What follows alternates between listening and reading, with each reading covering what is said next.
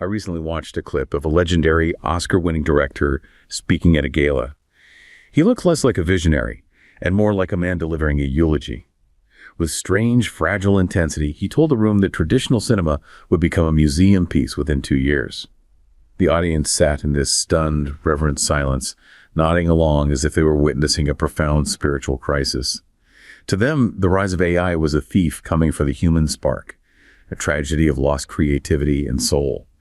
But as I watched his face, the way he clung to the idea of the unreplicable nuance of emotion, it didn't feel like a warning. It felt like a surrender document. While that room in Hollywood was mourning the death of the theater, I was looking at a different set of images. A live feed from a high-tech industrial zone in the East. There, they aren't using AI to simulate tears or write romantic comedies. They're using it to optimize thermal dissipation in semiconductor fabs and manage the load of massive smart grids. There was no talk of museums there, only the cold, rhythmic hum of physical progress. It made me realize that we've been looking at the wrong map. We're obsessing over whether a robot can write a script, while we should be worried about why one side of the world is retreating into 1 billion personalized, AI-generated fantasies, while the other side is using that same computing power to seize control of the physical world. Hollywood's collapse isn't an artistic tragedy. It's a symptom of a civilization that has traded its bridges and factories for digital tittytainment. The real war isn't happening on the cinema screen. It's happening at the substation. And while the West prepares its museum exhibits, the East is busy building a reality that will render those dreams obsolete. And that distinction right there, that's what we're getting into for this deep dive, the museum versus the factory. We're looking at a stack of sources that all argue the same thing. The world is splitting. It's taking 2 very different paths with AI. It really is. One path, you could call it the Hollywood model, sees AI as this incredible tool for content, for simulation, for entertainment. The museum path. Exactly. And the other sees it as a tool for physical domination, for infrastructure, for energy, for hard power. The Eastern model. And this isn't just a conversation about movies versus robots, is it? The framework here is much bigger. Oh, much bigger. The sources frame this as a question of civilizational resilience. We're witnessing a fundamental shift, a pivot away from what we used to call soft power, narratives, culture, Hollywood's whole deal. The power of a good story. Right. And we're moving towards something the sources call compute sovereignty, which is all about energy, chips, infrastructure. It's a whole new way of defining what makes a civilization strong. So to really understand that pivot, let's start with a story from the source material.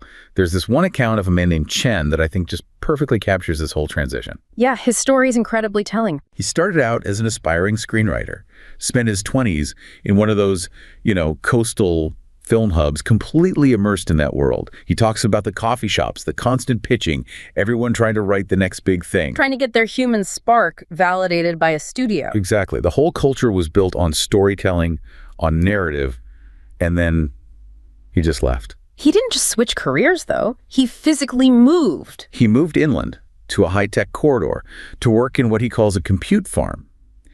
And the way he describes the contrast, it's just so stark. He talks about walking into this place, and it's not a soundstage.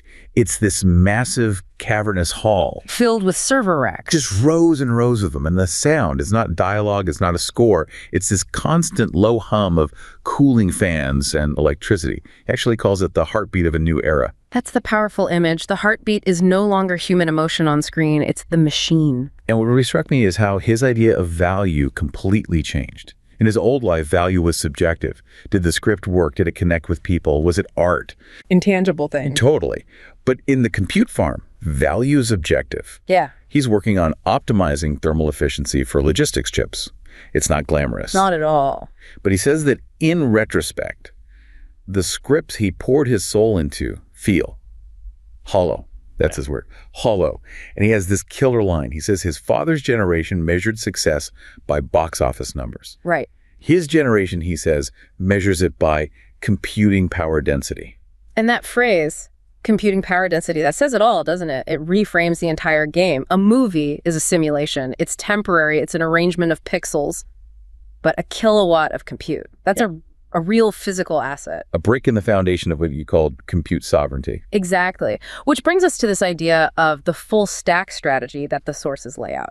When we talk about sovereignty in the 21st century, we're not just talking about lines on a map anymore. It's about the tech stack. It's about the entire technological stack, and the analysis breaks it down into 3 layers that a nation has to control if it wants to be truly independent. Okay, so what's at the bottom? The infrastructure layer, this is the bedrock. It's the physical stuff.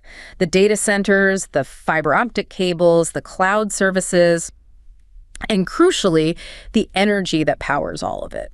And the argument is, if you don't own that layer, if you're renting it from another country's corporation, you're not really in charge. You're not sovereign, you're a dependent.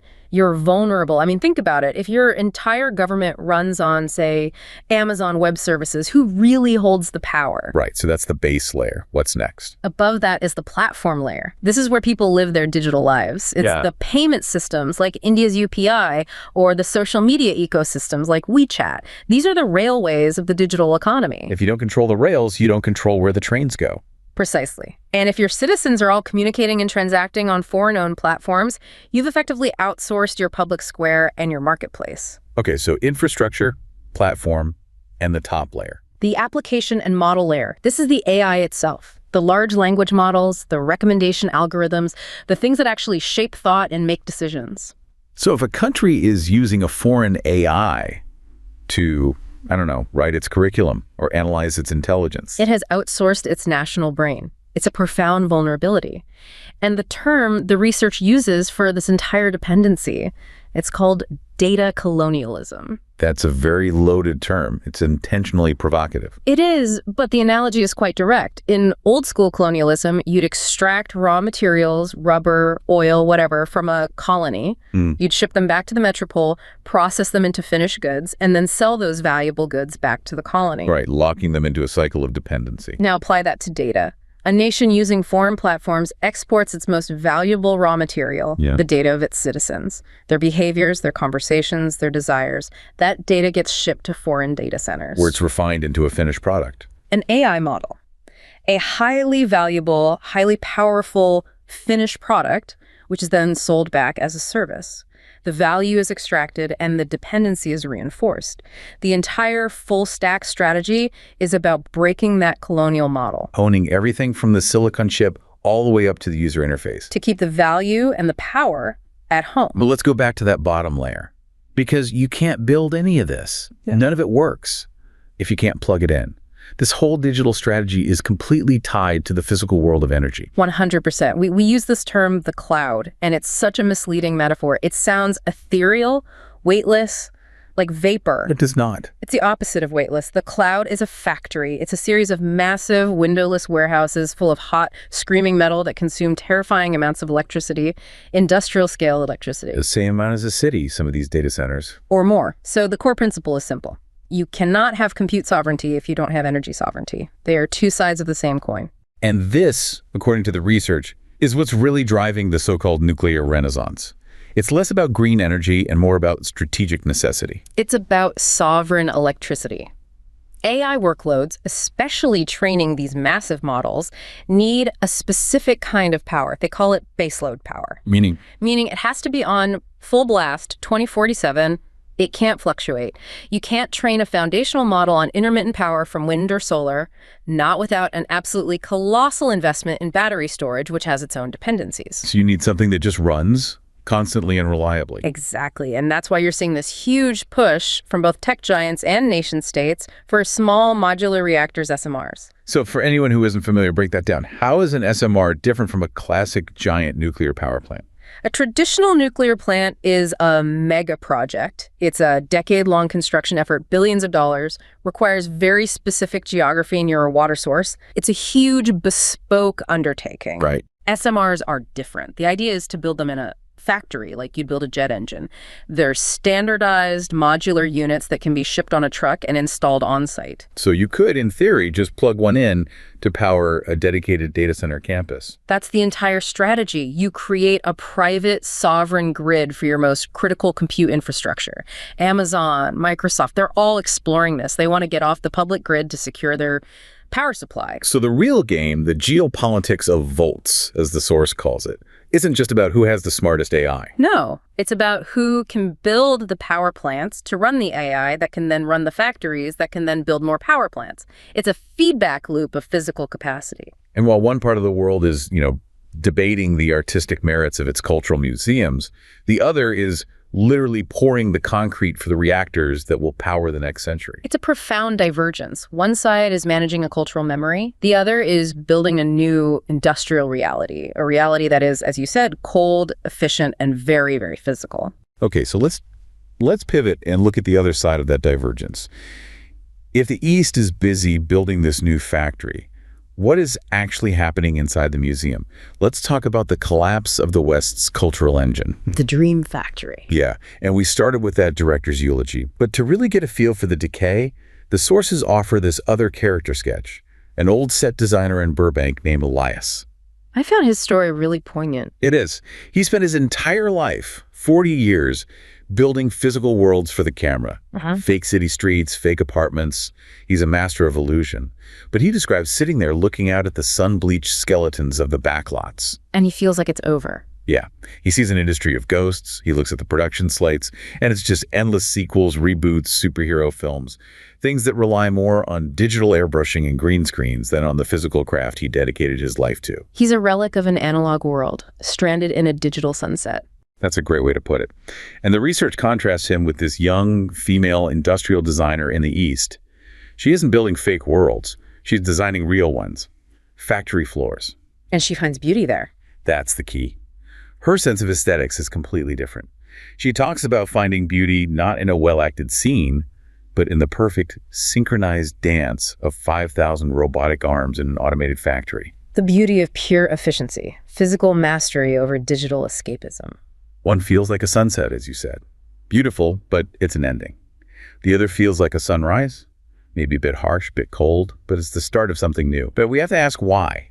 Why is this happening? Is it just that Hollywood ran out of ideas? The sources are pretty clear on this. The collapse isn't just an artistic problem, it's a financial one. The rot is structural. We have to talk about financialization. Meaning the logic of Wall Street has completely taken over the logic of Hollywood. Exactly. For the last decade or so, you've had private equity firms, these huge investment entities like Silver Lake and TPG, moving into the entertainment space in a big way. They bought up the talent agencies, they restructured the studios. And their goal isn't to make good movies. Their goal is to extract value. Their goal is to mitigate risk and generate predictable returns for their investors. And in a creative industry, what's the single biggest risk? Originality.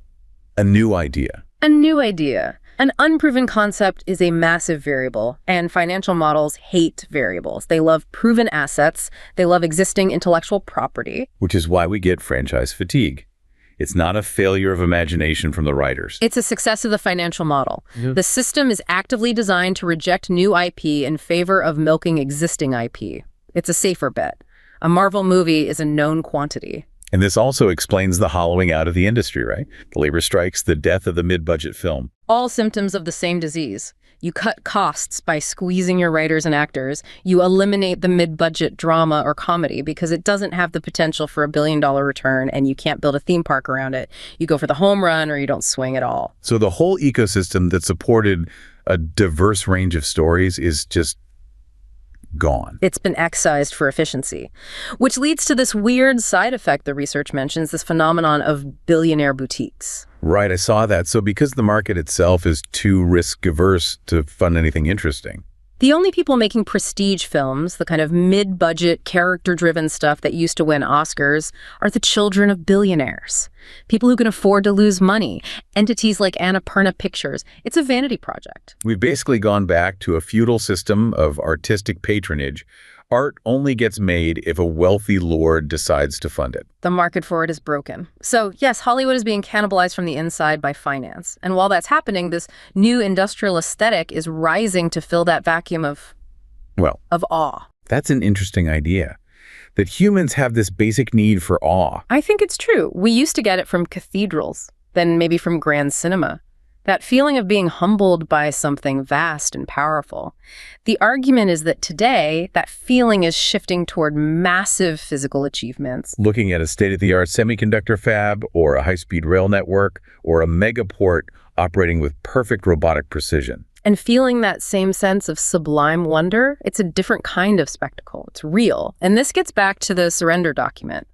That director calling cinema a museum piece is him admitting that his world, the world of simulation can no longer compete with the awe of reality. When your civilization can no longer build its own bridges or maintain its own power grid, you retreat into fantasy. You retreat into simulation. And the term used in the analysis is pretty blunt. It's digital titty-tainment. It's a crude term, but it gets the point across. It's about a kind of digital pacifier, a sedative to keep the population distracted while the physical world they inhabit crumbles around them. And on the other side, you have AI being embedded not into entertainment, but into the very bedrock of manufacturing and logistics. Which is what they call the engineer dividend, winning out over the Screenwriters Guild. It's a civilizational pivot. We're moving away from celebrating the messy, inefficient, unreplicable nuance of human emotion. And toward celebrating what? Standardizable, scalable physical output. The cultural hero is no longer the tortured artist. It's the systems architect who can make the factory run 5% more efficiently. But a world optimized purely for scalable physical output. It sounds incredibly cold. And it brings up a huge question of control. How do you manage the messy humans inside that perfectly efficient machine? You've just set up the third and final part of this puzzle perfectly. It's the question of governance and what the sources call the defense of the mind. And for this, we have another one of these narrative anchors, an account from a digital strategist who met a teacher named Lynn. She lives under one of these systems of algorithmic governance. Right. And from a typical Western viewpoint, her life sounds like a nightmare.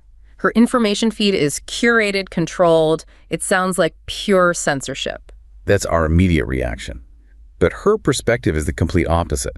She looks at the West, at our digital anarchy, as she calls it, and she's horrified. To her, we're the ones living in the dystopia. Exactly.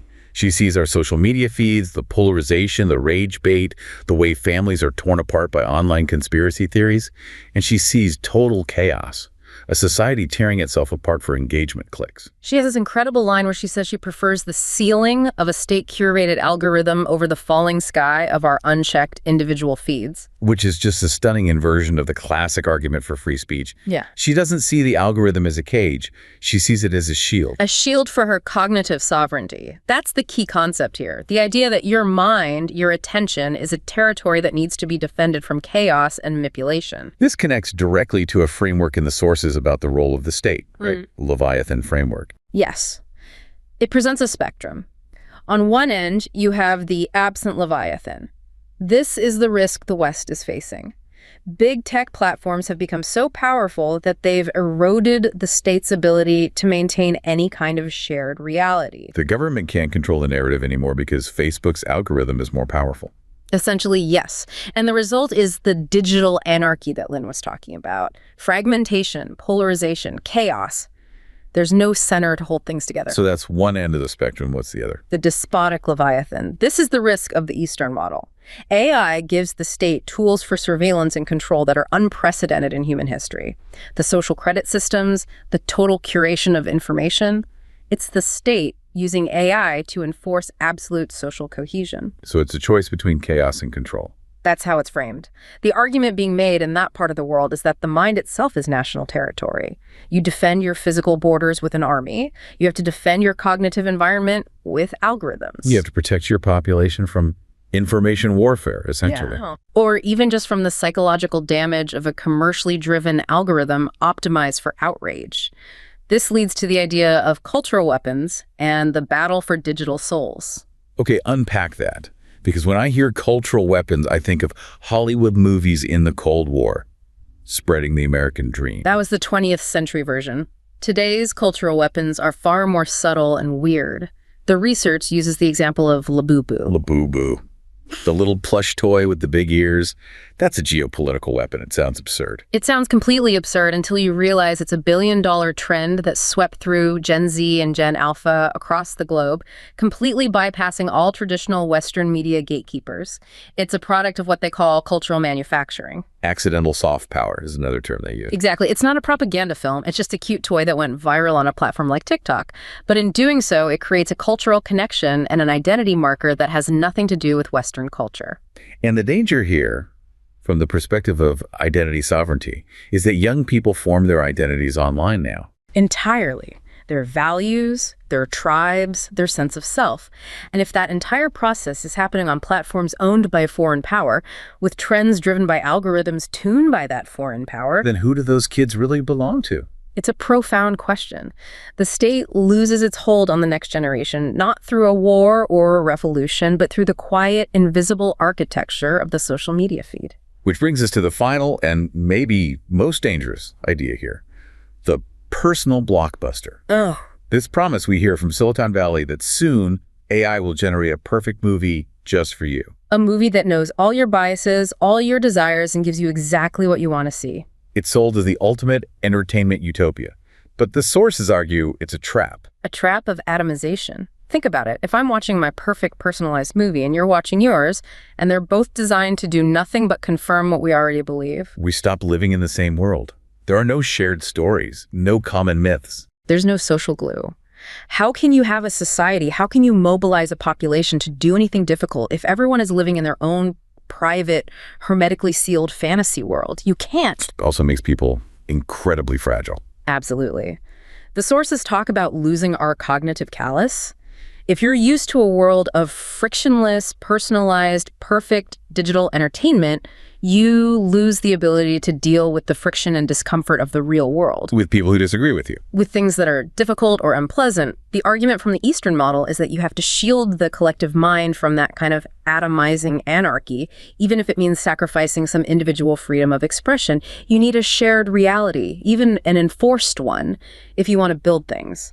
So if we pull all these threads together, we've really laid out this massive split. First, the pivot from soft power to compute sovereignty. Where physical capacity becomes the new metric of power. Then the collapse of Hollywood, not just as an art form, but as a financialized industry, being replaced by this new industrial aesthetic. The awe of the factory replacing the awe of the screen. And finally, the rise of algorithmic governance, where the state steps in to manage the cognitive realm as a strategic territory. It's a stark choice.